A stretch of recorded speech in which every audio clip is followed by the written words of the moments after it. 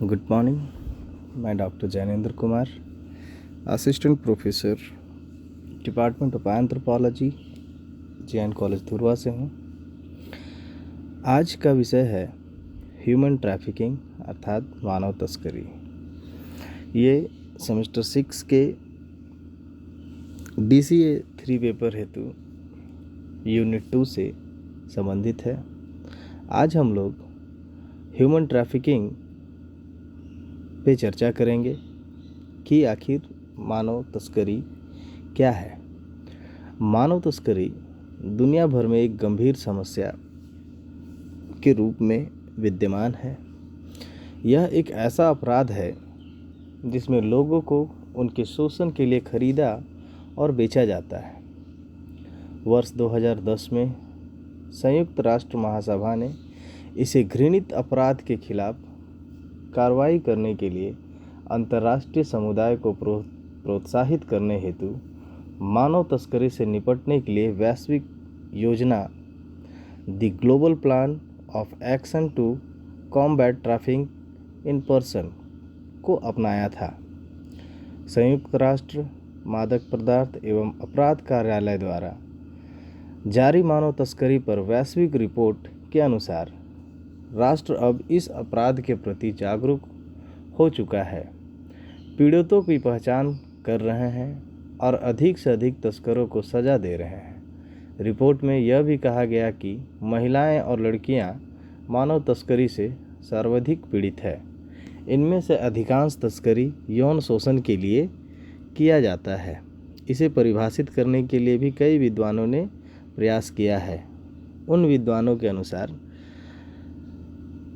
राष्ट्रीय द्वारा दी गई परिभाषा के अनुसार किसी व्यक्ति को डराकर बलपूर्वक या दोषपूर्ण तरीके से कोई कार्य करवाना, एक स्थान से दूसरे स्थान पर ले जाने या बंधक बनाकर रखने जैसे कृत्य को तस्करी की श्रेणी में रखा गया है। संयुक्त राष्ट्र की परिभाषा के अनुसार किसी व्यक्ति को बल प्रयोग कर, डराकर, धोखा देकर, हिंसा जैसे तरीकों से भर्ती, तस्करी या बंधक बनाकर रखना मानव तस्करी के अंतर्गत आता है। इसमें पीड़ित व्यक्ति से देह व्यापार, घरेलू काम, गुलामी इत्यादि कार्य पीड़ित व्यक्ति की इच्छा के विरुद्ध कराए जाते हैं। ह्यूमन ट्रैफिकिंग यानी मानव तस्करी कहने को तो गैर कानूनी है, लेकिन फिर भी यह हमारे समाज की एक गंभीर समस्या बनी हुई है। शारीरिक शोषण और देह व्यापार से लेकर बंधुआ मजदूरी तक के लिए ह्यूमन ट्रैफिकिंग की जाती है। ड्रग्स और हथियारों के बाद ह्यूमन ट्रैफिक दुनिया की तीसरी सबसे बड़ी ऑर्गेनाइजेशन है। इसमें 80% लगभग जिस्म फरोशी के लिए मानव तस्करी किया जाता है। एशिया की अगर बात करें तो भारत इस अपराध के लिए सबसे बड़ा गढ़ माना जाता है। ऐसे में हमारे लिए यह सोचने का विषय है कि किस तरह से हमें इस समस्या से निपटारा करना होगा। मानव तस्करी में अधिकांश बच्चे बेहद गरीब इलाके के होते हैं। मानव तस्करी में सबसे ज़्यादा बच्चियां भारत के पूर्वी इलाकों के अंदरूनी गांवों से आती हैं। मानव तस्करी पर वैश्विक रिपोर्ट अपनी तरह की पहली रिपोर्ट है जो मानव तस्करी को लेकर वैश्विक स्तर पर व्यापक मूल्यांकन प्रदान करती है। इसमें 155 देशों से प्राप्त आंकड़े शामिल हैं, जिसमें मानव तस्करी के पैटर्न का अवलोकन, प्रतिक्रिया में उठाए गए कानूनी कदम और व्यक्ति पीड़ितों और अभियोजन संबंधी देश विदेश में तस्करी के मामले की जानकारी ली जाती है। इस रिपोर्ट के अनुसार मानव तस्करी 80% का सबसे आम रूप यौन शोषण है। यौन शोषण का शिकार मुख्य रूप से ये महिलाएं हैं। हैरानी की बात यह है कि 30% देशों में जो तस्करों के जेंडर बारे में जानकारी प्रदान करते हैं, महिला तस्करों का अनुपात सबसे अधिक है। कुछ क्षेत्रों में महिलाएं ही महिलाओं एवं लड़कियों की तस्करी करती है। मानव तस्करी का दूसरा सबसे आम रूप बलात्श्रम है जो लगभग 18% के करीब है। दुनिया भर में तस्करी के शिकार लोगों में से लगभग 20% बच्चे हैं। अफ्रीका और मेकांग क्षेत्र के कुछ हिस्सों में मुख्य तौर पर 100% तक बच्चों की ही तस्करी की जाती है। एक आम राय है कि तस्करी द्वारा लोगों को एक देश से दूसरे देश ले जाया जाता है, लेकिन ज़्यादातर शोषण के मामले घर के गरीब ही पाए जाते हैं। आंकड़ों के अनुसार अंतर्देशीय या घरेलू तस्करी मानव तस्करी का प्रमुख रूप है। अगर आंकड़ों की तरफ ध्यान दें तो यह ज्ञात होता है कि विश्व में श्रम एवं यौन अपराध के लिए की जाने वाली मानव तस्करी से लगभग 85 मिलियन वयस्क तथा बच्चे पीड़ित हैं।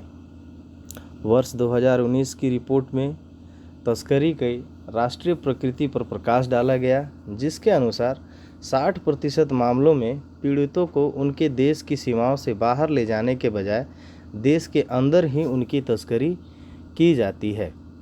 पश्चिमी और मध्य यूरोप, मध्य पूर्व तथा कुछ पूर्वी एशियाई देशों को छोड़कर दुनिया के सभी क्षेत्रों में घरेलू स्तर पर तस्करी की समस्या ज़्यादा प्रबल है। अंतर्राष्ट्रीय श्रम संगठन के आंकड़ों के अनुसार यौन उत्पीड़न हेतु तस्करी देश की सीमाओं से बाहर किए जाने की संभावना होती है, जबकि बलात् श्रम के मामले में लोगों की तस्करी सामान्यतः अपने ही देश में की जाती है। महिलाएं और लड़कियां सबसे अधिक असुरक्षित है। 90% महिलाओं में लड़कियों की तस्करी यौन शोषण के लिए की जाती है। जानकारी के अनुसार दक्षिण एशिया में 85% मानव तस्करी बलात्श्रम के लिए की जाती है। भारत में सर्वाधिक प्रभावित राज्य पश्चिम बंगाल, छत्तीसगढ़, झारखंड तथा असम है। इसका प्रमुख कारण यह हो सकता है कि गरीबी और अशिक्षा के कारण मानव तस्करी होती है। इसके अलावे और भी कई कारण हैं जो मानव तस्करी को प्रभावित करती है, जैसे बंधुआ मजदूरी, देह व्यापार, सामाजिक असमानता, क्षेत्रीय लैंगिक असंतुलन, बेहतर जीवन की लालसा, सामाजिक सुरक्षा की चिंता, महानगरों में कामों के लिए लड़कियों की तस्करी, चाइल्ड पोर्नोग्राफी के लिए बच्चों की तस्करी के मामलों से निपटने के लिए कई प्रयास किए गए हैं। वर्ष 2000 में पालेर्मो प्रोटोकॉल लाया गया, जो तस्करी से निपटने के लिए एक अंतर्राष्ट्रीय प्रयास रहा था। हालांकि घरेलू स्तर पर जाने वाली तस्करी से निपटने के लिए तस्करों पर मुकदमा चलाने और इनके चंगुल से बचाए गए लोगों की देखभाल करने हेतु कानूनी ढांचा तैयार करने के संदर्भ में देशों द्वारा विशेष रूप से अधिक प्रयास किए जाने की ज़रूरत रही है। घरेलू स्तर पर तस्करी से निपटने के लिए राजनीतिक प्रयासों के साथ साथ स्थानीय निवासियों तथा अन्य क्षेत्रों में काम करने वाले लोगों का भी सहयोग अपेक्षित है। इस संबंध में कई प्रकार के कानूनी प्रावधान किए गए हैं। इमोरल ट्रैफिकिंग प्रिवीजन एक्ट के अनुसार अगर व्यापार के इरादे से ह्यूमन ट्रैफिकिंग होती है तो 7 साल से लेकर उम्र कैद तक की सज़ा हो सकती है। इसी तरह बंधुआ मजदूरी से लेकर चाइल्ड लेबर तक के लिए विभिन्न कानून व सज़ा का प्रावधान है, लेकिन सबसे बड़ी समस्या कानून को क्रियान्वित करने की है। बात अगर सज़ा की जाए तो पिछले 5 सालों में ह्यूमन ट्रैफिकिंग के फाइल्ड केसेस में 23% में दोष सिद्ध हुआ है। इस मामले में लगभग 45,375 लोगों की गिरफ्तारी हुई और 10,134 लोगों को दोषी करार दिया गया, जिसमें जुर्माने से लेकर जेल तक की सज़ा दी गई। पिछले 5 साल में आंध्र प्रदेश में सर्वाधिक गिरफ्तारी हुई, लगभग 7,450 के करीब महाराष्ट्र करीब हुई है। महाराष्ट्र दूसरे नंबर पर आता है, उसके बाद कर्नाटक, तमिलनाडु और पश्चिम बंगाल है।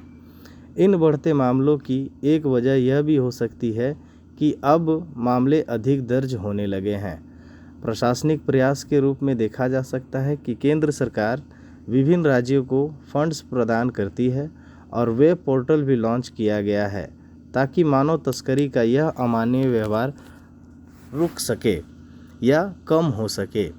इसके अलावा महिला व बाल विकास विभाग ने भी पीड़ितों के बचाव व पुनर्वास के लिए अपने प्रयास तेज किए हैं। धन्यवाद।